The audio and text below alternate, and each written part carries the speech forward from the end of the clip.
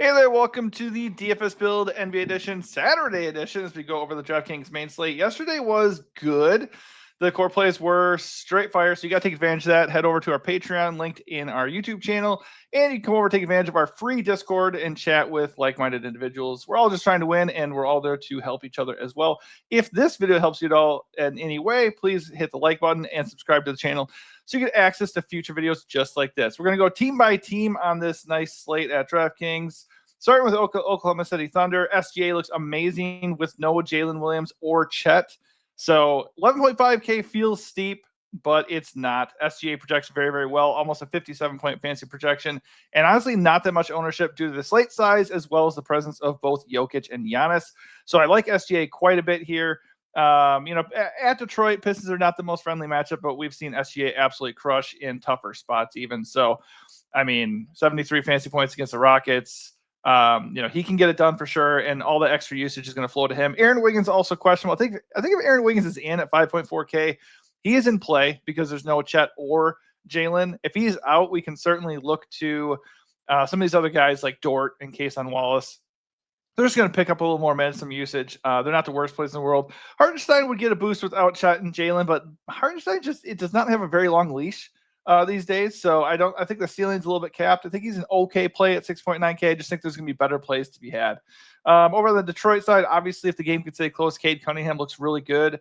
By comparison, him compared to SGA, he looks like a pretty good value here and completely unowned, pushing for 50 fantasy points, and he's $1,000 cheaper. So I do like Cade, especially. This game has a 234 total, 235 and a half total. And if it stays close, Cade is probably going to hit. Not a good matchup at all. But without Chet and Jalen in there, it's not quite as formidable. Jalen Duren at 7.1. In this matchup, the Thunder are not a great rebounding team, especially without Chet in there. So I think Duren could actually end up smashing here, ironically enough.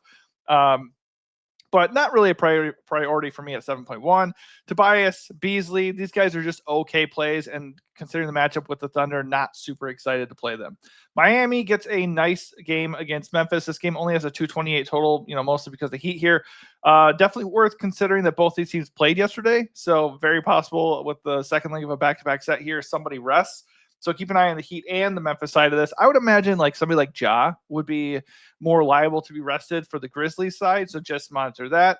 Bam and Hero, monster usage, really good DFS environment. The total is a little weirdly low, which might tell me that somebody gets rested, like I'm kind of suggesting here. But that said, Bam has been good. Hero has been good. Hero's prices actually come down. I think of the two, Hero looks a bit better.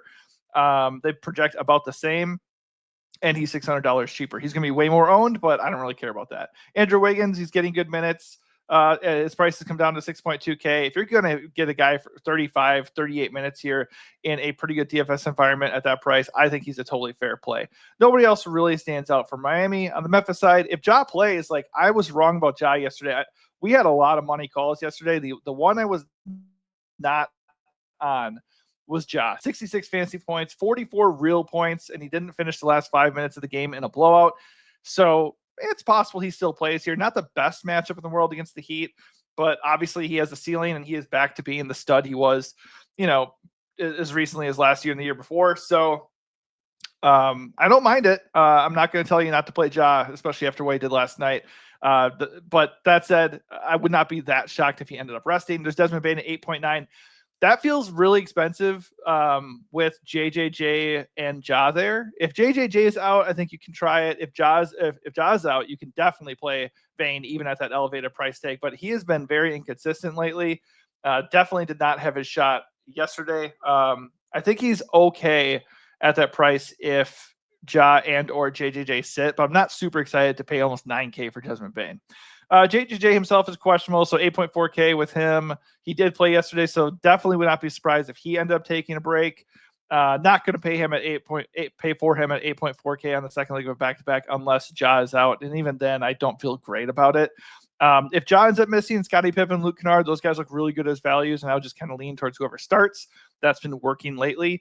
Edie is a fair value at 4.9K, but I don't love playing guys against Bam, so he's just okay. The other guys would obviously get a boost. Vince Williams, Jalen Wells, If Ja and if any of these guys sit, they would get a little bit of boost and look a little bit better. One of my favorite games is actually going to be this Houston-Chicago game with the 229.5 total.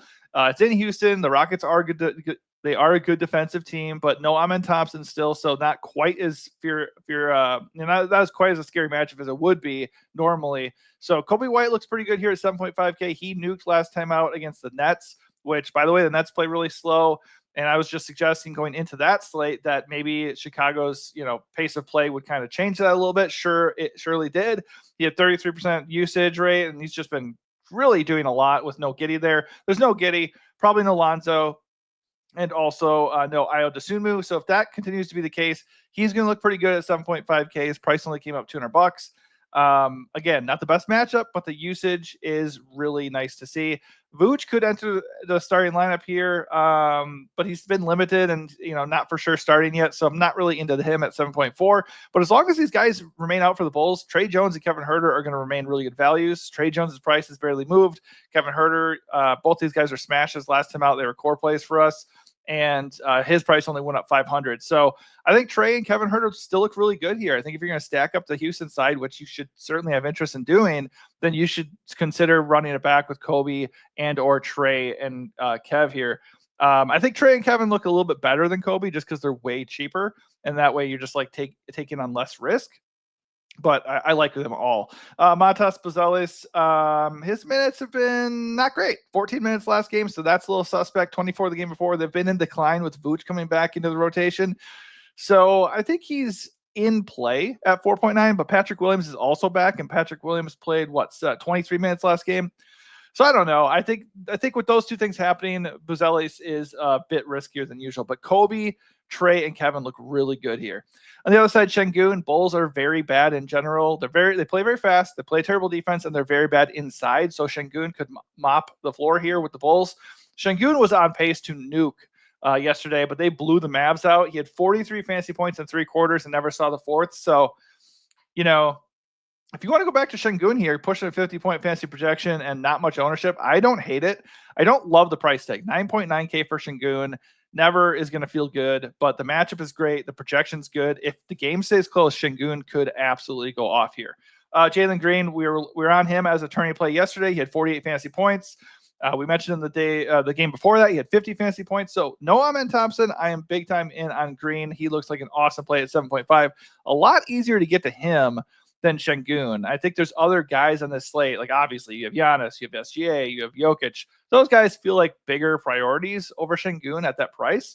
So I think Jalen Green is just easier to get to. Projection's not blowing anybody away. So that means he's not going to be like mega owned right now. So I think he's a really good second level play at 7.5K. Tari looks good too at 6.3K. Fred VanVleet, by the way, is questionable for this one. Let me double check the status. Well, he's not actually on the injury report here. On Roto Grinders, he's tagged there. They did play yesterday, so just keep an eye on that situation. And if Fred VanVleet is out, we can certainly look at more value here. Guys like Cam Whitmore, Aaron Holiday, Dylan Brooks would all get a pretty nice boost. I think Reed Shepherd is still Reed Shepherd is out for 4 weeks. So Aaron Holiday might be a guy we look at here at 3K flat. Do I ever feel good about playing Aaron Holiday? No, I don't. But he could end up starting if both Amen and FVV end up sitting here. But honestly, the guy I'm really prioritizing would be Jalen Green. I think Tari Easton at 6.3 also looks good. And if you want to get all the way up there to Şengün, I don't have a problem with it. Over to Indy and Milwaukee. Obviously, Halliburton always gets up to play the Bucks. He played them just a couple days ago, hit a 4-point play to beat them. He only had 38 fantasy points. You just never know what he's going to do. Yesterday he was horrendous in the first half, 7 fantasy points, quite the rally to get to 39. So he does have a ceiling. He has been cooking lately, kind of 2 down games in a row here. I wouldn't be that shocked if he bounced back and had a good game here, but he is questionable. So keep an eye on his status. If he ends up missing, we could look at TJ McConnell, Benedict Mathurin, Andrew Nembhard. Those guys would all get a significant boost, with Nembhard at 5.9K being the guy I would prioritize the most. And then, of course, 8.5K Siakam with no Hallie would look pretty darn good. He nuked yesterday, 47 fantasy points at no ownership, 51 fantasy points last time he faced the Bucks. So I think he's a pretty decent play if Halliburton's out, and Halliburton 8.7K himself is a solid play if he ends up playing. If Halliburton's in, I'm not really in on Siakam at that price tag. Miles Turner at 6.8, kind of the same deal. If Hallie's out, Turner looks a lot better. On the other side, Giannis is just always going to be in play. Hasn't really exhibited a massive ceiling for his price. You're paying almost 12K for a guy who's only top 60 fantasy points once in his last 7 games. Obviously, he can change that at any point and just go for 80 or something. The Pacers are not a scary matchup. They're very bad inside. He should be able to do whatever he wants as a scorer inside and get tons of rebounds. So at 11.8K and no problem with it whatsoever. If you want to play him instead of SGA or Jokic on the slate, he looks totally fine. Dame is always in play. 9.2 is a palatable price. 51 fantasy points in his last game. Pacers are a good matchup. Just not really a priority for me on this slate. I think he's okay. If I was going to play a Bucks guy, it's probably going to be Giannis. I think Brook at that price and Kuz at that price, they're okay plays, but just not really standing out. Knicks and Warriors. It's not a good matchup in Golden State, but Cat at 9.9K is in theory a great stud to pay up for. I think he's a little bit more appealing than somebody like Şengün just because he has a massive upside with no Brunson there still. It hasn't really come to fruition. There's no doubt about that. Cat has not been he's not been that dude lately. I don't know if his hand is still bothering him. I think it was his thumb. But like some of these games, just a really low usage rate or just shooting horribly, like whatever the case has been, he has not been that guy. I just think that unowned Cat in a spot where he should dominate the boards and score inside at will, and obviously should have a high usage rate. I think he's really, really interesting at sub 10% ownership right now. Josh Hart always in play, good projection, does a little bit of everything. Let's see how he's been doing lately. Just up and down a little bit surprising just because he should be getting more usage with no Brunson there. But as you can, imagine, not having an all-star level point guard leading the charge can also hurt you. So that seems to be happening for these guys a little bit. Maybe they can bounce back. OG and Mikal Bridges get monster minutes, so the ceiling is there possibly. Like OG has crushed the last 2 games. Mikal Bridges, last game, 47 fantasy points. There's guys with low floors. They play 40 minutes, but they don't do a ton when they're out there. Miles McBride is the play here, though. 5.4K for the guy who's coming in for Brunson, getting massive minutes in a close game. 38 minutes last game. He's hit in the last 2 games as far as value. Still not expensive enough for his role, so I think right now he feels like a core play. Cam Payne is a good per-minute guy off the bench. He's pretty much only going to get like 15 minutes, but if McBride struggles and Cam Payne comes in and hits his shots, he could be an interesting leverage play. On the other side, Curry, I liked him the other day against the Kings, who did not defend the 3 well, and he took 9 shots. So, I mean, what are you going to do about that? Obviously, a crazy low floor for his price.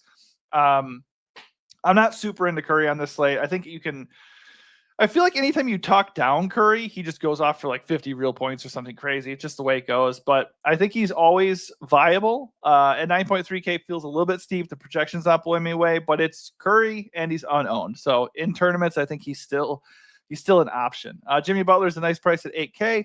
I don't mind him. I think he nuked last time out. I don't know. None of the Warriors really did anything in a blowout. So that was fun, I'm sure. But he's been good otherwise. 42, 43, and 52 fantasy points. Nothing wrong there. Kuminga's back, so it kind of hits everybody else a little bit. But I do still like Moses Moody with Podziemski still out. 38 fantasy points at 29 minutes since the last game. He's been rock solid the last 3. Not the highest ceiling in the world, and he can have a low floor, but he's still only 4.8K, and he's going to get extra run with no pod. All right, Spurs hosting the Pels. The Spurs played last night, and Fox is out for the season. I think there's mild concern they could rest somebody here, but I don't see why they would rest their young guys, so still a possibility this game is close. Pels really don't have anything to play for. Both these teams are capable of pushing the pace and do not defend whatsoever. This game has a nice 238.5 total, so it is an appealing spot for sure. Zion looks awesome here. The only issue with Zion is price and the fact that he doesn't play more than 30 minutes most of the time. As far as usage rate and projection and ceiling goes, he is very appealing. I think he looks awesome, especially since he is sub 10% owned right now. He's one of my favorite plays of the slate. Trey Murphy and CJ McCollum, pretty nice discounted options here, considering the matchup. I tend to prefer to play them if Zion is out. We always know that Zion is at risk of being ruled out. So if Zion doesn't play, those guys would look really, really good. Kelly Olynyk is back, so we don't have to play Karlo Makovic. Bruce Brown at 3.8. I liked him the other day as a value, and he was terrible in 14 minutes. So don't think we really need to force that. especially with Kelly back. Jose Alvarado, 4.5. He's okay off the bench.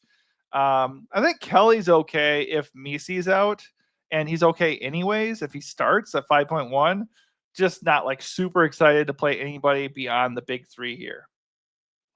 On the Spurs side, Castle and Vassell, we liked them yesterday because no Fox and they're going to get extra usage. They got blown out by the Hornets for some reason. Castle still hit 34 fantasy points in 28 minutes. I mean, relatively speaking, he hit, but in a blowout, 28 minutes, 34 fantasy points, that is a hit.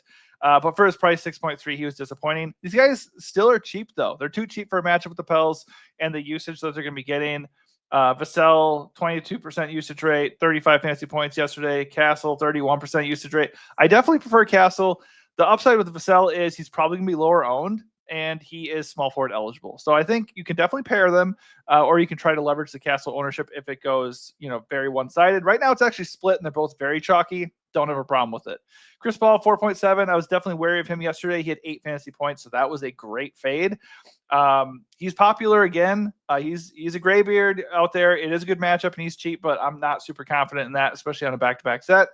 Keldon Johnson is the better play at 4.7. If the game got out of hand or anything, he's still going to play 20, 25 minutes. That's just what he's going to do anyways off the bench.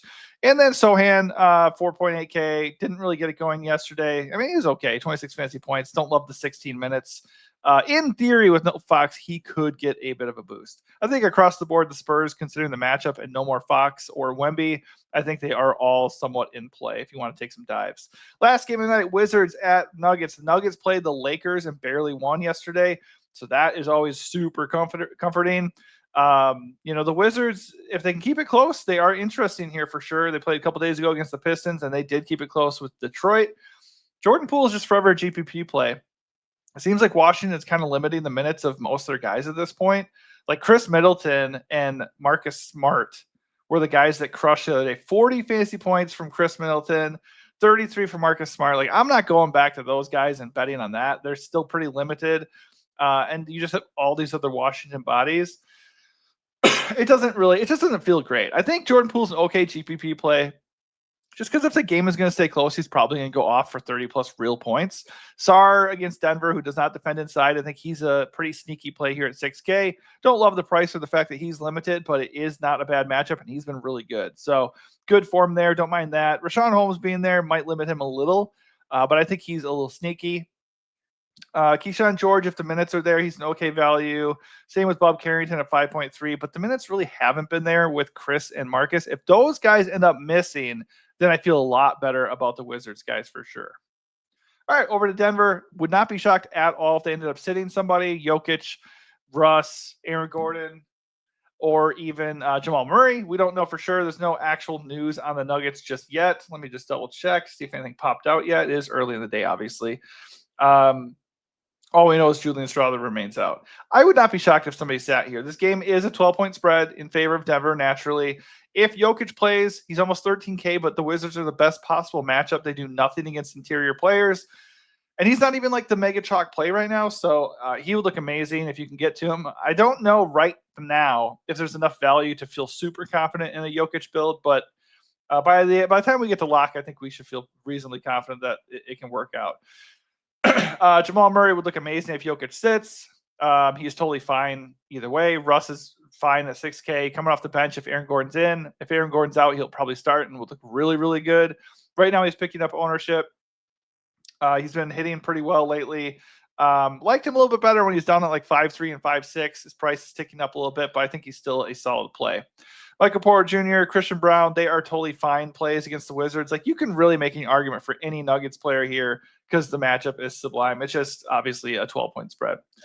All right, overall on the day here, there's a lot to think about, and I'm sure injury news will flock in. I think right off the bat, I'm super interested in the Bulls and Rockets game.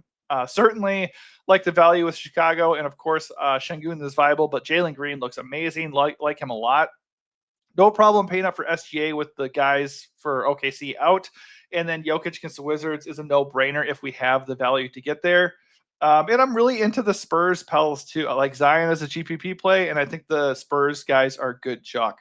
Of course, we will update things with our core plays. You can catch those over on Patreon, and we'll help you if you want to share your lineups or talk about 1v1, 2v2 situations. You can check out our Discord, which is free in the chat in there. If this video helps you out anyway, please hit the like button and subscribe to the channel. Both those things help us out quite a bit. But yeah, hopefully it helps you out, and good luck tonight. Thanks for watching.